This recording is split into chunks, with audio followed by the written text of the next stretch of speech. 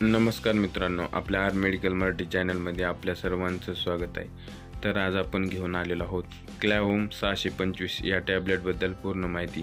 त्यामध्ये त्याचे dose, side effect, त्याचे यूजेस, त्याची मॅन्युफॅक्चरिंग कुठल्या कंपनीद्वारे केली जाते, हे सर्व आपण या व्हिडिओमध्ये पाहणार आहोत। तर व्हिडिओ शेवटपर्यंत पहा। व्हिडिओ आवडल्यास व्हिडिओला लाईक करा आणि अशीच माहिती पाहण्यासाठी आपल्या चॅनलला सबस्क्राईब करा।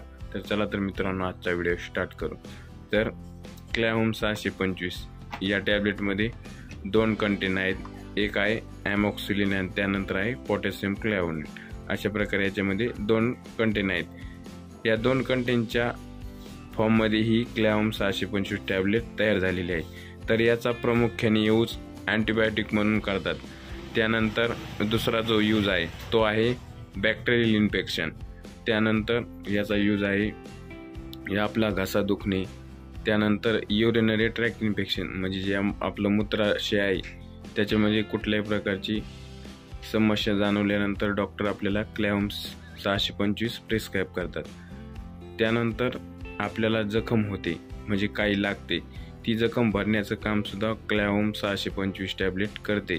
त्यानंतर आपल्याला कुठल्याही प्रकारचा मार लागल्यास सूज वगैरे येते, त्यानंतर साप चावल्यावर बी सूज येते, ते कमी करण्यासाठी, सूज कमी करण्यासाठी देखील क्लॅव्होम 625 टॅबलेटचा वापर करतात। तर याच्या आतमधली पॅकेजिंग आपण पाहू शकतो।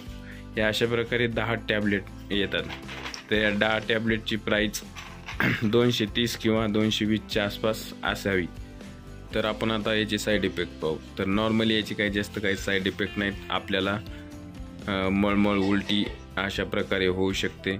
त्यानंतर आपल्याला झोप न येणे अशी बी समस्या होऊ शकते। असं काही आढळल्यास आपल्या डॉक्टरशी तुरंत संपर्क करा।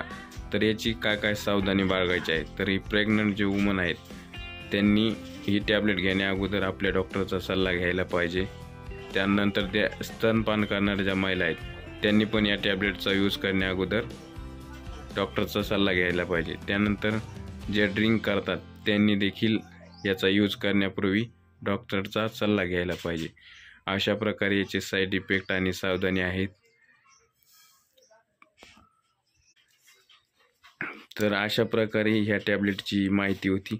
तर याचा जो डोस आहे तो सकाळ संध्याकाळी दिला जातो। तर आपण याची यूज करण्यापूर्वी डॉक्टरचा सल्ला नक्कीच घ्यायला पाहिजे। तर आपल्याला माहिती कशी वाटली कमेंटमध्ये कळवा। माहिती आवडल्यास व्हिडिओला लाईक करा। धन्यवाद मित्रांनो।